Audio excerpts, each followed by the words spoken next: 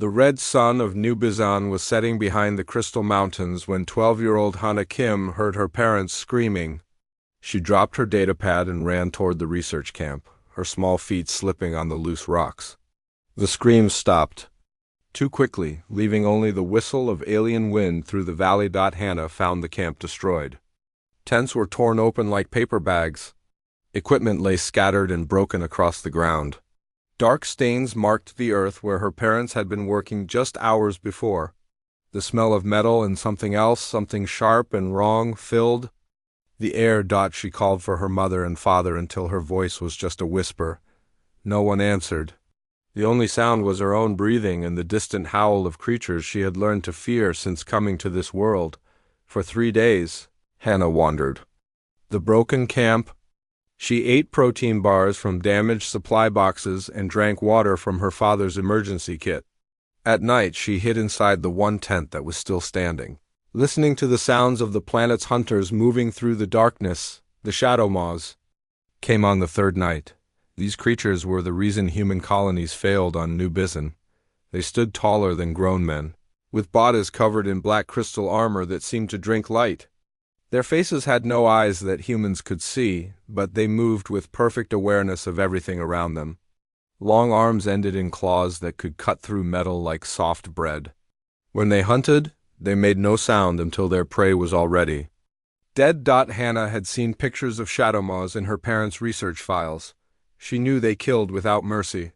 So, when she heard the soft scraping of crystal on stone outside her tent, she was sure her time had come. The tent flap moved aside slowly.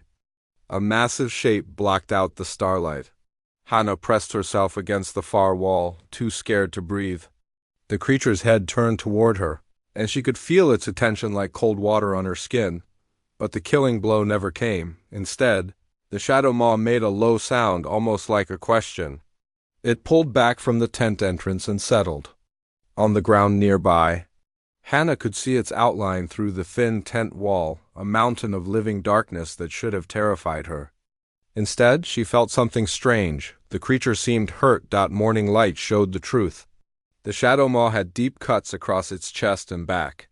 Dark fluid leaked from the wounds onto the rocky ground. It had not come to hunt. It had come seeking the same thing Hana needed. A safe place to rest. When search teams from the colony finally found them, they could not believe what they saw. Hana sat next to the wounded creature, sharing water from her bottle. The shadow maw had not moved from its protective position near her tent. When the rescue ships landed, it made warning sounds but did not attack. "Get away from that thing right now," shouted Captain Dongwoo Park as he jumped from the lead ship. He had his weapon ready and fear in his eyes. Behind him, 6 more soldiers, spread out in attack formation. "No," Hana said, standing between the soldiers and the creature. "It helped me. It kept me safe." "That thing killed your parents," Captain Park said. His voice was hard but not unkind. "We found tracks around the camp. Shadow maw tracks." "Not this one," Hana said. "This one is different. It saved me from the others." The soldiers looked at each other with doubt. Everyone knew that shadow maws were killers. They had destroyed 3 colonies before New Bizan was built. No human had ever been close to one and lived to tell about it. Dr. Soo-Jin Lee stepped forward from the group. She was a tall woman with kind eyes who had been friends with Hana's parents. "Hana, sweetheart, you have been through something terrible. Sometimes when bad things happen, our minds try to protect us by making us see things differently." "I am not seeing things wrong," Hana said. Her voice was small but firm. "It could have killed me many times. Instead, it stayed here and kept watch. When the night hunters came close, it made sounds that scared them away." The wounded shadow maw raised its head at the sound of Hana's voice. It made that same low, questioning sound she had heard in the tent. The soldiers took a step back, weapons ready. "Look at it," Hana said. "Really look, it is hurt and tired. If it wanted to kill me, why would it wait 3 days?" Captain Park studied the creature through his weapon's scope. The shadow maw did not move to attack. It seemed to be watching the humans with the same careful attention they were giving it. "We cannot leave a shadow maw alive near the colony," he said finally. Orders are orders. These things are too dangerous. Please, Hannah said, and tears started to fall. It is all I have left. Dr. Lee knelt down next to Hannah. What do you mean, child? My parents studied them, Hannah said. They thought maybe shadow maws were not just monsters. They thought maybe they were smart, like people are smart. This one proved they were right. It chose to help instead of hurt. That has to mean something. The adults talked in low voices while Hannah waited. The shadow maw seemed to understand that its life was being decided. It made no threatening moves, but its crystal armor caught the light in ways that reminded everyone how deadly it could be. Finally, Dr. Lee came back to Hannah. The colony council will meet tonight. If they agree, we can take the creature back for study. But it will have to be kept in a secure place, away from people. Can I visit it? Hannah asked. We will see, Dr. Lee said. But Hannah, you must understand. Most people will not see this the way you do. They will think you are wrong about this creature. They might say unkind things. Hannah looked at the wounded shadow maw. It had lifted its great head to watch her, and she felt that strange connection again, like it understood her words even if it could not speak them. I will call you Bomb, she whispered to the creature. That means spring. Like new things starting? To grow, the shadow maw made its questioning sound again, softer this time. Almost gentle.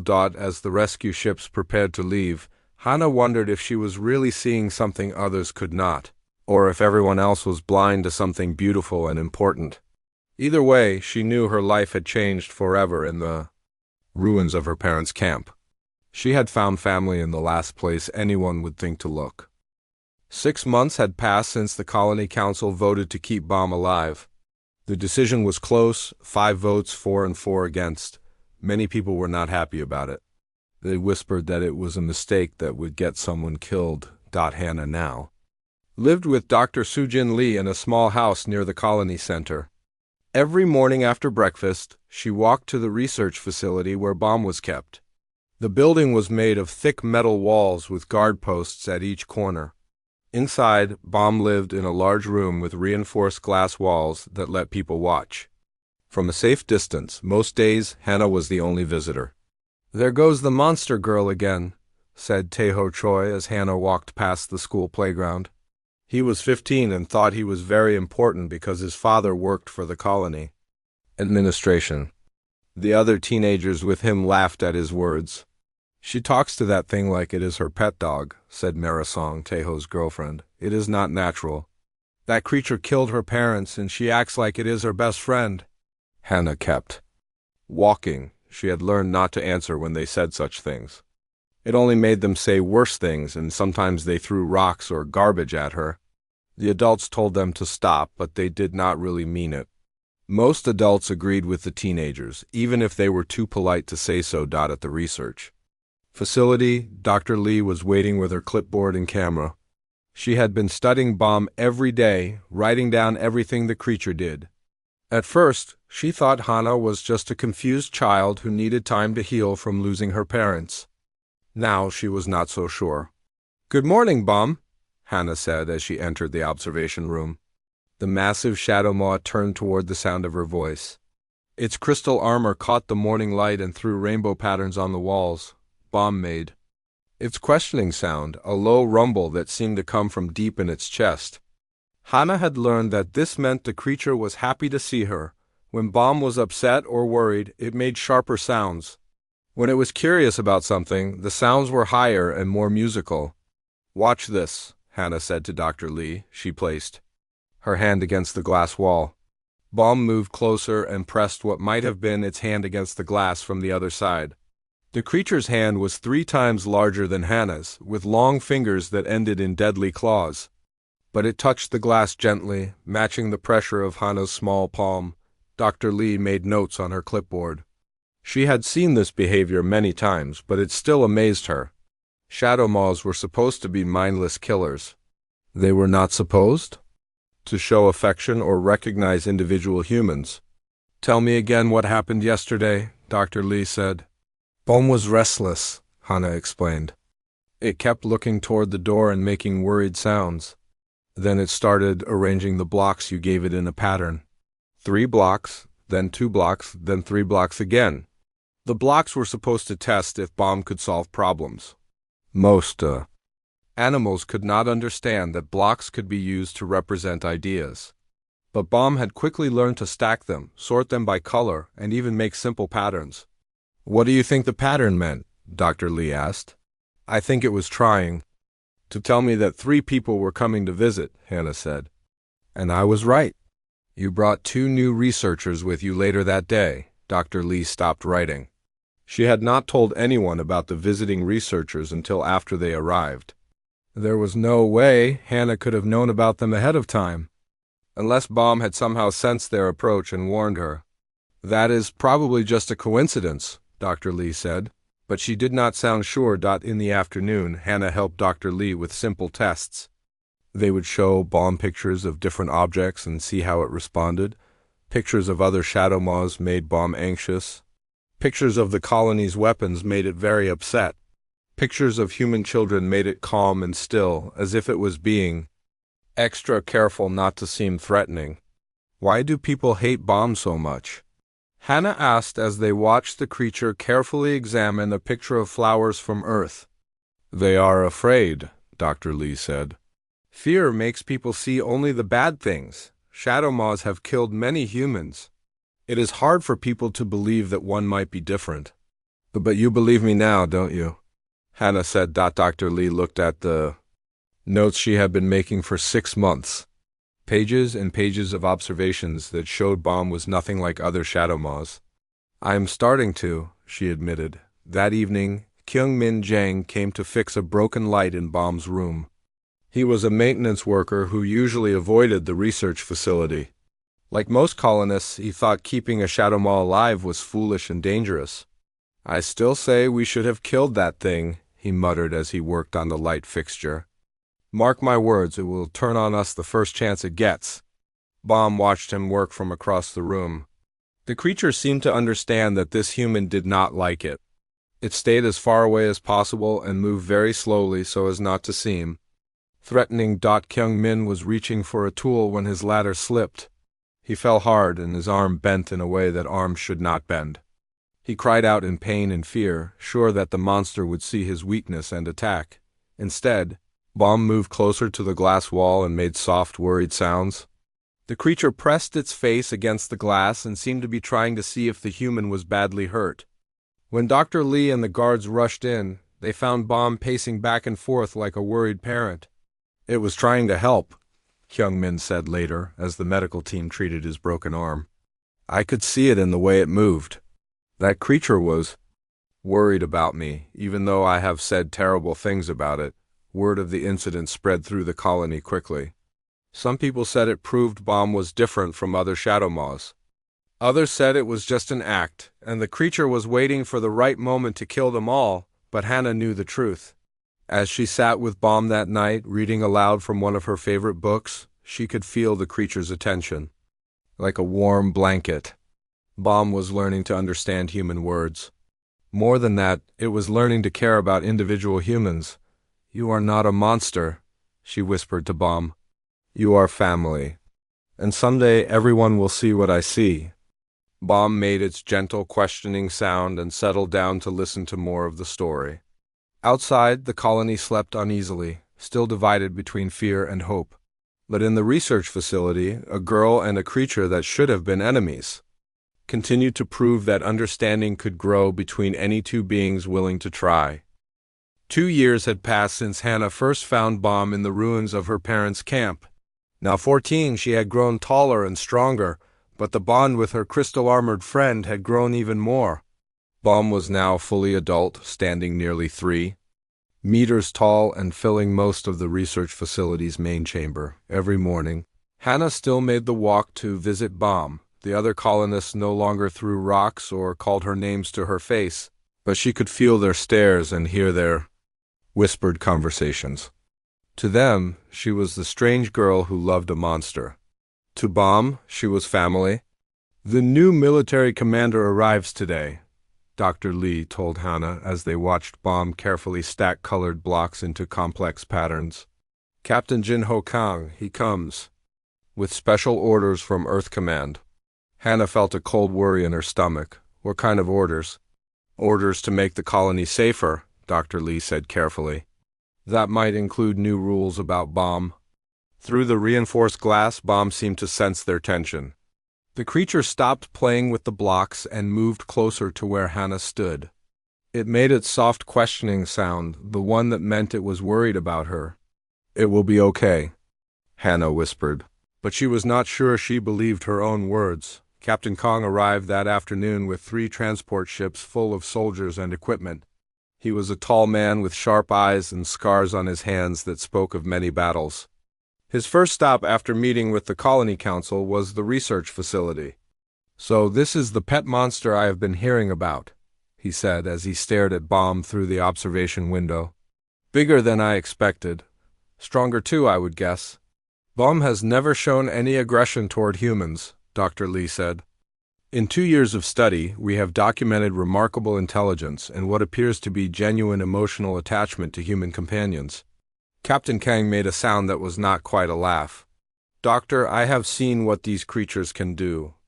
I was there when Shadow Maws destroyed the colony on Kepler Prime, 300 people dead in one night. Men, women, children, it made no difference to them." "But this one is different," Hannah said. She had been quiet until now, but she could not stay silent when someone spoke about Bomb like it was just another monster. The captain looked down at her with tired eyes. "Child, I know you believe that. But I have orders to eliminate security threats, and a fully grown Shadow Maw is the biggest threat this colony faces." "You cannot kill Bomb," Hannah said, her voice rising. "It has done nothing wrong. It has helped people. It saved Kyung-min when he fell, and it warned us about the storm last month before the weather sensors even detected it." "It is still a predator," Captain Kang said. "Predators cannot be trusted, no matter how tame they seem." That evening, the Colony Council met to discuss Captain Kong's recommendations. Hannah was not allowed to attend, but she could hear the raised voices from outside the meeting hall. Some people wanted to keep Bomb for research. Others wanted it destroyed immediately. Councilman Woo Jin Nam was the loudest voice calling for Bomb's death. "We have been living with a sword hanging over our heads for 2 years, he shouted. "That creature could turn violent at any moment. We should have killed it when we first found it." Dr. Lee argued back. "The research data clearly shows this Shadow Maw is not like the others. Its brain structure is different. Its behavior patterns are unique. We could learn things that might help us understand the entire species. Understanding monsters will not." "Bring back the dead," Nam replied. "My brother died in the first Shadow Maw attack on this world. I will not vote to keep his killer's cousin as a pet." While the adults argued, strange things were happening beneath their feet. The colony's seismic sensors began recording unusual readings, not earthquakes, but rhythmic vibrations that seemed to come from deep underground. The patterns were too regular to be natural, too coordinated to be random. Dr. Seung-ho Kim, the colony's chief geologist, studied the readings with growing concern. "These are not tectonic movements," he told his assistant. "Something very large is moving down there. Something that follows patterns." At the research facility, Bomb became increasingly restless. The creature paced back and forth in its chamber, making sounds Hannah had never heard before. They were not the gentle questioning rumbles or the worried chirps she knew. These sounds were deeper, more urgent, almost like warnings. "What is wrong?" Hannah asked, pressing her hand against the glass. Bomb came close and pressed back, but it kept looking toward the floor, as if it could see through the metal and stone to whatever moved beneath. Engineer Yoonji Park was one of the few adults who took Hannah's concerns seriously. She had been studying the facility's structural sensors and noticed they were picking up the same strange vibrations that were showing up across the colony. "The readings are strongest here," she told Dr. Lee. "Right. Under the research facility.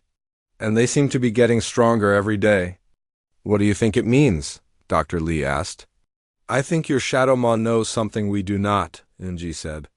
"Look at its behavior patterns over the past week. Every time the underground vibrations spike, it gets more agitated.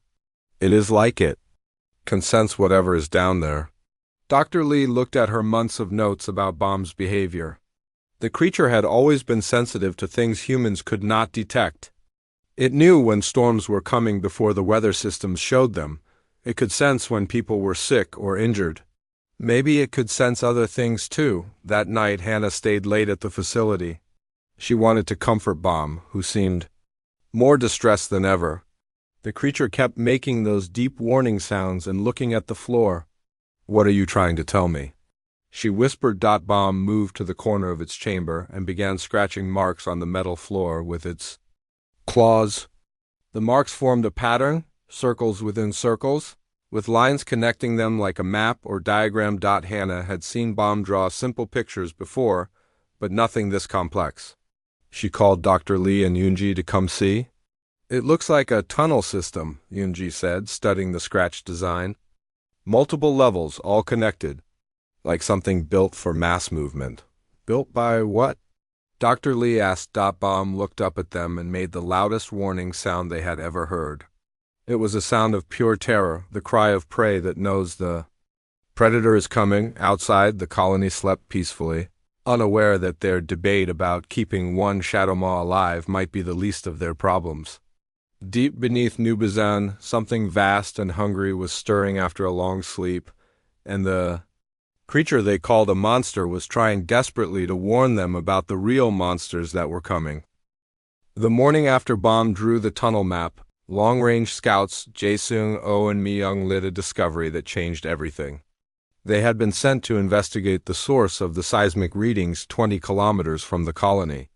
What they found made them radio back with voices full of fear. "Command, this is Scout Team 7, Jae-sung's voice crackled over the radio. "You need to see this. The entire hillside has collapsed, and there are tunnels underneath. Huge tunnels, big enough to drive a transport through." Captain Khan grabbed the radio. "How many tunnels are we talking about, Scout 7? "Dozens, sir.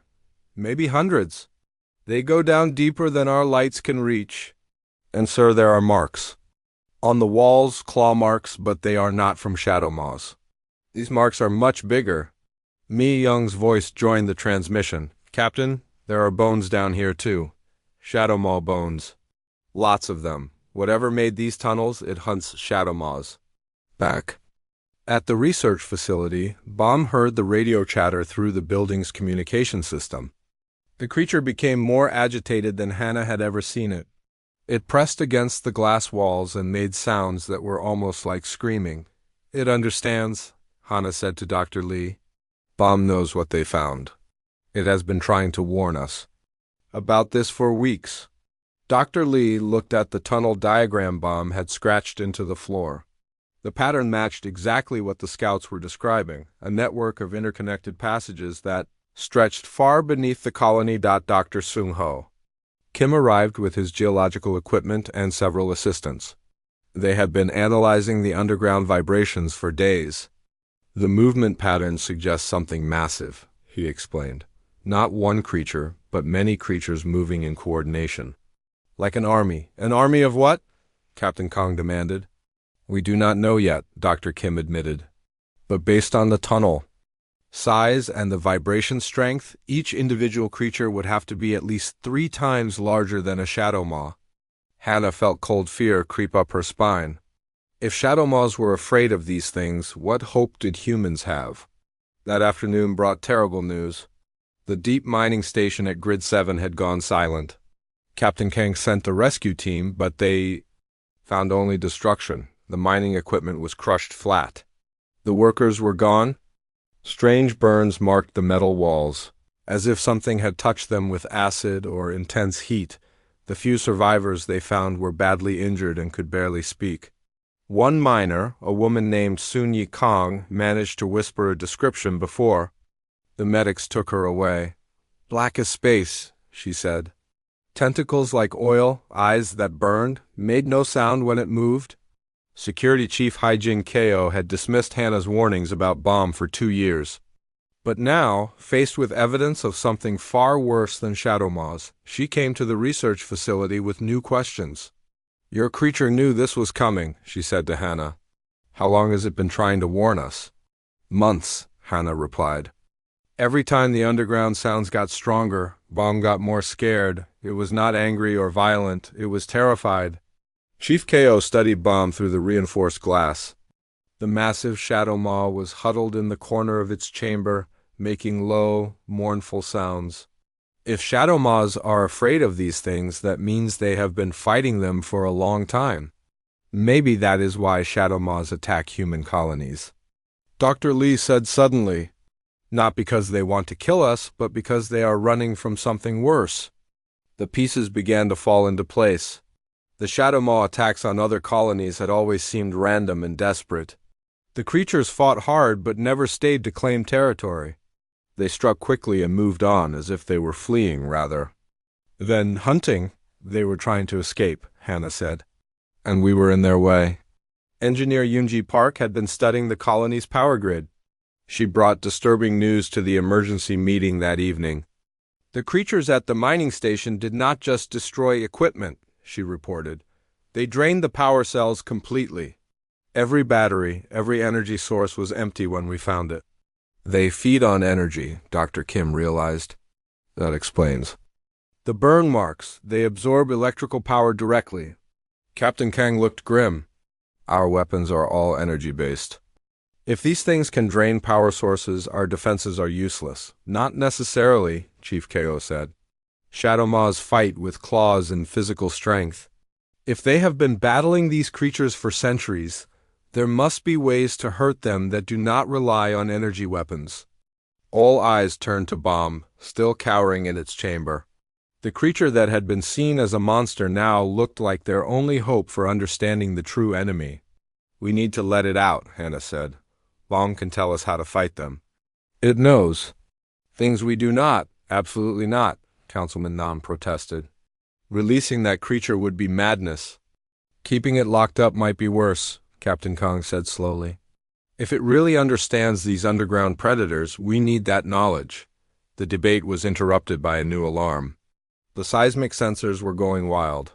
The vibrations beneath. The colony were stronger than ever, and they were moving upward. They are coming, Dr. Kim announced. Multiple contacts rising through the tunnel system. They will reach the surface level within hours. Bomb suddenly stood up and pressed against the glass wall. It looked directly at Hannah and made the most complex series of sounds she had ever heard.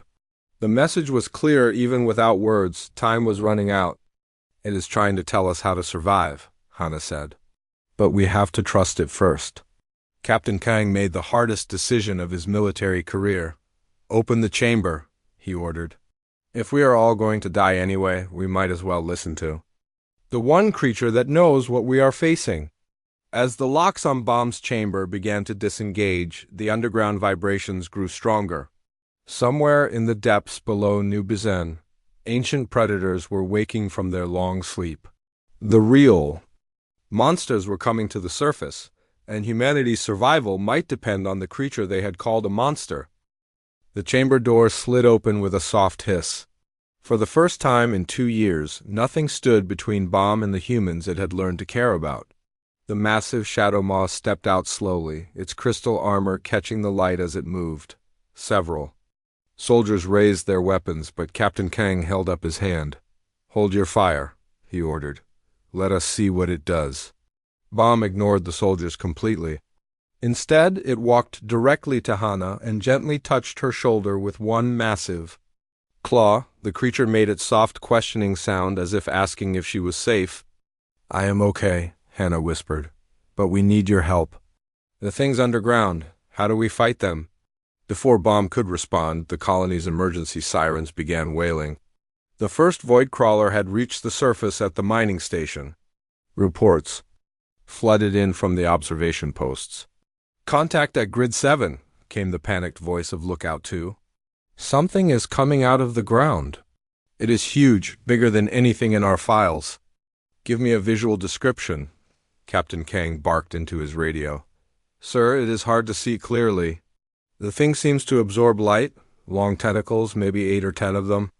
It moves like liquid shadow, and sir, it is heading toward the main colony. Mayor Se-Jin Yoon's voice came over the colony-wide communication system. All civilians are to move to the emergency shelters immediately. This is not a drill. Repeat, this is not a drill. But Baum was not listening to the human panic. The creature had moved to the facility's main window and was making the deep, resonant calls that Hannah remembered from their first meeting. The sounds carried far across the valley, echoing off the Crystal Mountains. "What is it doing?" Dr. Lee asked. "Calling for help," Hannah realized. "It is calling the other shadow moths." Through the facility's sensors, they watched as the first void crawler reached the colony's outer perimeter. The creature was a nightmare made real, a writhing mass of black tentacles that seemed to drink the light around it. When it touched the defense barriers, the energy shields flickered and died. "All weapons are ineffective," reported Lieutenant Seung-Woo Park from Defense Station Alpha. "Energy blasts pass right through it. Physical barriers slow it down, but do not stop it." The void crawler moved toward the residential district where families huddled in their reinforced shelters. Its tentacles left trails of darkness on everything they touched, as if the very life was being drained from the metal and stone. Then the shadow moths arrived. They came from the mountains and the valleys, moving faster than anyone had ever seen them move. Dozens of crystal-armored predators converged on the colony, but they did not attack the human structures. Instead, they formed a defensive line between the void crawler and the civilian shelters. "I do not believe what I am seeing," whispered Communications Officer Young Ho Shin. "The shadow moths are protecting us." The battle was unlike anything the colonists had witnessed. The shadow moths fought with desperate fury against the writhing darkness of the void crawler. Their crystal armor rang like bells when the tentacles struck them, but the armor held. More importantly, when Shadowmaw claws connected with Voidcrawler flesh, the monster actually recoiled in pain. "They can hurt it," Captain Kang said with amazement. "The Shadowmaws can actually damage that thing." Baum was making constant sounds now, complex patterns that seemed to coordinate the battle outside. Other Shadowmaws responded with their own calls, creating a communication network that allowed them to fight as a unit instead of individual predators. "It is giving them orders," Hannah said. "Baum is telling them how to fight together." Engineer Yunji Park was frantically working at her control station. "I am reading massive power drains from all sectors where the void crawler has moved. Every energy source in its path is being drained completely, but the Shadowmaw's crystal armor seems to be resistant to the drain effect." Dr. Lee was taking notes as fast as she could write. The crystal structure must provide some kind of natural insulation against energy absorption. That is why they can fight these creatures when our technology cannot. The battle outside continued for hours. More void crawlers emerged from the underground tunnels, each one seeking to drain the colony's power sources. But each time, the Shadowmaws met them with coordinated attacks that drove them back. Not all the defenders survived.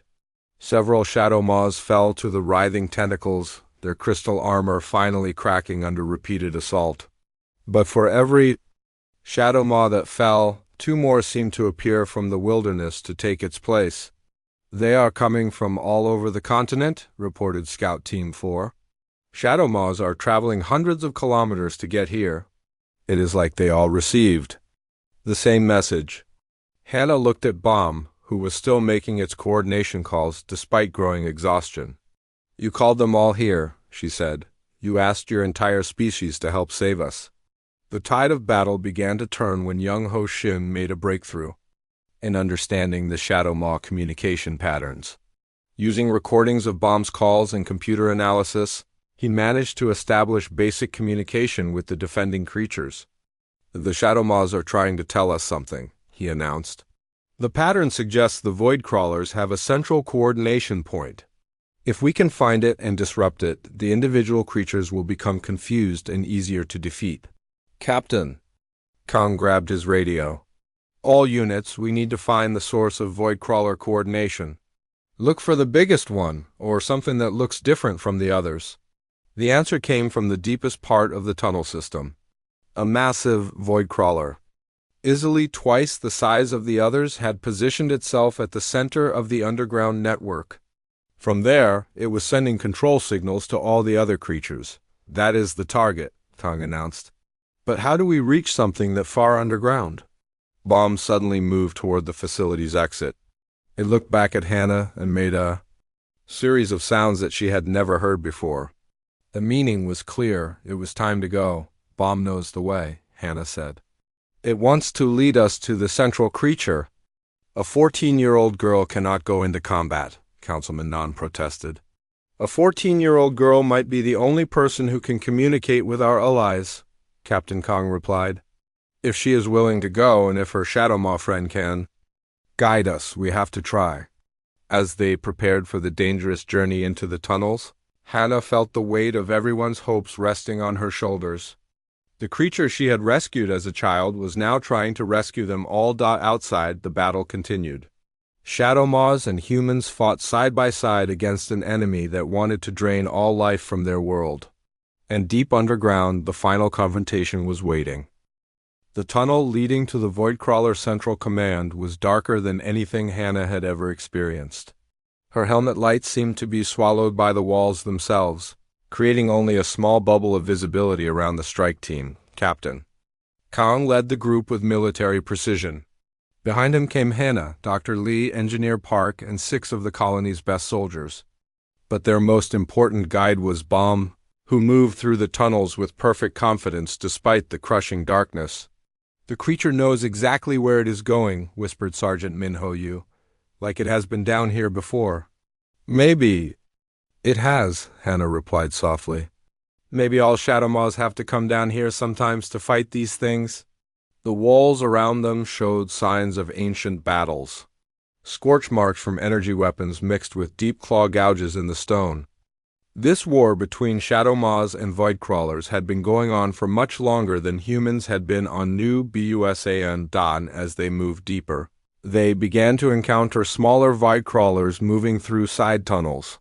These creatures were different from the ones attacking the surface, thinner, faster, more like scouts than warriors. Baum dealt with them efficiently, its crystal claws slicing through their dark forms before they could sound any alarm. Incredible, Dr. Lee murmured as she watched Baum fight. It knows exactly where to strike for maximum damage. This creature has been trained for this kind of combat. They reached the central chamber after 2 hours of careful travel.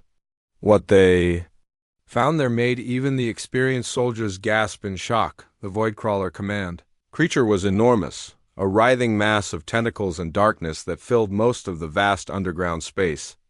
Dozens of smaller Voidcrawlers surrounded it, receiving orders through pulsing waves of energy that made the air itself feel heavy and wrong.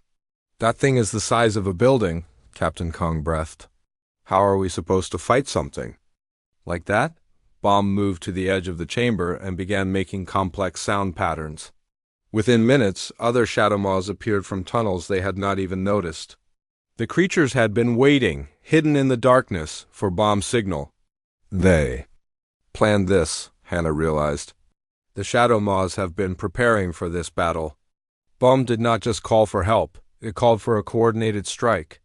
The battle began when the central Voidcrawler detected their presence. Its massive tentacles lashed out toward the tunnel entrance, trying to crush the strike team before they could escape. But the Shadow Maws were already moving, their crystal armor flashing as they attacked from multiple directions. The smaller Voidcrawlers rushed to defend their leader, but they were outnumbered. More Shadow Maws poured into the chamber from hidden passages, turning the underground space into a chaotic battlefield of crystal and shadow. The central creature is coordinating the defense, Engineer Park shouted over the sounds of battle. We need to disrupt its control signals. How? Captain Kang demanded. Hannah watched Baum fighting near the chamber's center, always staying close to where she stood with the other humans. Even in the middle of battle, her friend was trying to protect her. The coordination comes from the energy. Pulses, she said suddenly. If we can create interference in the right frequency, maybe we can confuse it. Young Ho Shin's voice crackled over their radio from the surface. I've been analyzing the Voidcrawler communication patterns. The central frequency is very specific. If you can generate a countersignal, it should work. Engineer Park pulled out her portable equipment. I can modify our communication gear to broadcast on that frequency. But I need time to set it up, and I need to be closer to the target. The problem was obvious. The central void crawler was surrounded by its defenders, and the battle was too chaotic for a human to get close safely. Bomb seemed to understand what they needed. The creature fought its way to where Hana stood and made its questioning sound, the same sound it had made when they first met as a scared girl and a wounded predator. "You want to carry me over there," Hana said. It was not a question. Dr. Lee grabbed Hana's arm. "Absolutely not. It is too dangerous." "Everything we have done has been dangerous," Hana replied. "But Bomb has never let me get hurt. I trust it." Before anyone could stop her, Hana climbed onto Bomb's back. The massive shadow maw moved carefully to make sure she was secure, then began fighting its way toward the central void crawler. The journey across the battle-torn chamber was terrifying. Tentacles whipped through the air around them, and smaller void crawlers tried to block their path. But Bomb moved with incredible skill, protecting Hana while fighting off attackers with deadly precision. They reached the base of the central creature, just as Engineer Park finished setting up the interference device.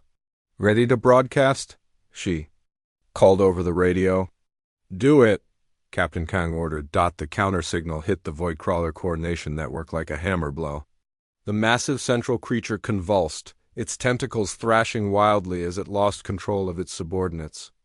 The smaller void crawlers began attacking each other, confused by the conflicting signals, but the victory came at a cost. The central creature, in its death throes, lashed out with all its remaining energy. One massive tentacle caught Bomb across the chest, sending both the Shadow Maw and Hana flying across the chamber. Hana hit the stone wall hard and felt something break inside her chest. Pain filled her vision, but through the haze she could see Bomb lying motionless nearby. Dark fluid leaked from cracks in the creature's crystal armor. "Bomb," she whispered, crawling toward her friend despite the pain. The massive shadow maw lifted its great head one last time. It looked at Hana with what she could only describe as love, made its soft questioning sound one final time, and then was still. The battle was over. The central void crawler was dead, and its minions were fleeing back into the deep tunnels. The colony was saved, but Hana held Bomb's great head in her lap and cried for the friend who had given everything to protect her family, the humans it had learned to love. Above them, on the surface, shadow maws and humans stood together in the morning light. The war was won, but it had been won by creatures working as family. Regardless of what species they had been born to, Captain Kang found them there an hour later. Hana was still holding Bomb, unwilling to leave the creature that had saved them all. "It fought like one of us," she said through her tears. "It fought like family." 3 months later, New Bizin had become something unprecedented in human history. The first truly interspecies colony. The surviving shadow maws had chosen to remain near the human settlement, and both species worked together to build a new kind of society. Hana, now recognized as the galaxy's youngest xenological diplomat, stood before a memorial statue of Bomb in the colony's central square. Human children played with young shadow maws nearby, a sight that would have been impossible before the battle that changed everything. "You were right all along," she whispered to the statue. "Family is not about what you look like or where you come from. Family is about who you choose to protect and who chooses to protect you." Above the memorial, the colony's new flag flew in the alien wind. A human hand and a shadow maw claw joined together against the stars. It was a symbol of the truth that Bomb had died to prove. Love and loyalty know no boundaries, and the greatest strength comes from those who choose to fight for each other as family. The girl who had been mocked for calling a monster family had been right all along. And in the end, that family had fought like humans to save the humans they loved.